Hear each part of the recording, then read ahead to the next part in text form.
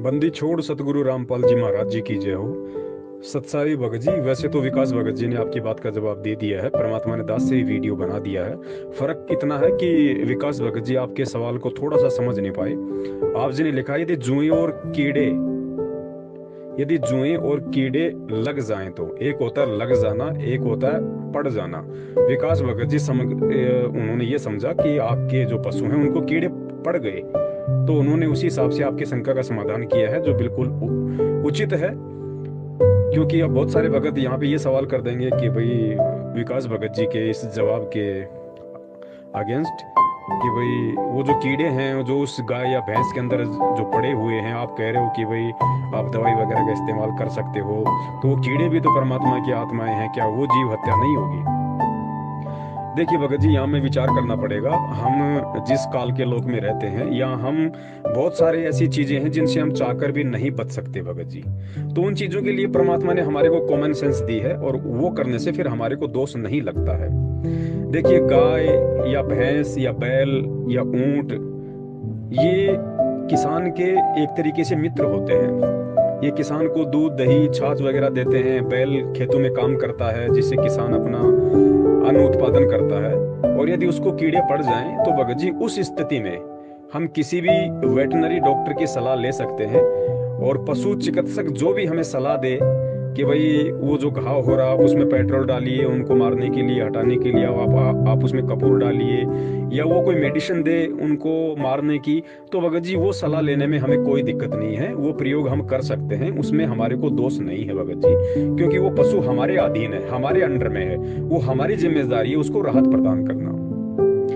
और देखो भगत जी, बहुत सारी बातें हैं यहाँ पे, क्योंकि परमात्मा की नजरों में तो चाहे वो बैक्टीरिया हो, चाहे सूक्ष्म जीवाणु हो, चाहे कीड़े हो, चाहे हाथी हो, सब बराबर हैं। लेकिन हम जिस काल के लोक में रहते हैं, यहाँ हमने बहुत सारी चीजों को देखना पड़ता है, और परमेश्वर को भी इन सब बातों का अच्छे से पता है। अब अब हम लोग क्या करते हैं, हम बिल्ली पाल लेते हैं, हम कुत्ता पाल लेते हैं, हम बंदर पाल लेते हैं, गाय भैंस बैल पाल लेते हैं। लेकिन भगत जी, हम लोग सांप क्यों नहीं पालते? हम लोग बिच्छू क्यों नहीं पालते? हम लोग वो क्यों नहीं पालते? भाई हम लोग छिपकली क्यों नहीं पालते? क्या वो परमात्मा की आत्मा नहीं है? लेकिन उनको पालने से हम लोग को डर लगता है, हम घबराते हैं। तो भगत जी, बहुत सारी बातें डिपेंड करता है परिस्थितियों के ऊपर। तो पालतू जो पशु होते हैं वो हमारे अधीन होते हैं, और वो बहुत सारे हमारे को वो चीजें देते हैं, दूध देते हैं, दही देते हैं, खेतों में काम आते हैं, उनका गोबर काम आता है।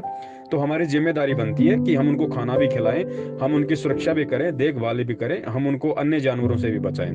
तो ऐसी स्थिति में दास को लगता है परमेश्वर के ज्ञान आधार से यदि किसी जानवर को कीड़े पड़ जाएं, तो उस स्थिति में हम डॉक्टर की सलाह जरूर लें, और जैसा भी ट्रीटमेंट डॉक्टर बताए वो हमें अवश्य करना चाहिए। उसमें दास को लगता है ज्ञान आधार नहीं है, और यदि कहीं दास इसमें दोषी है तो दास भी फिर परमात्मा से क्षमा प्रार्थी है।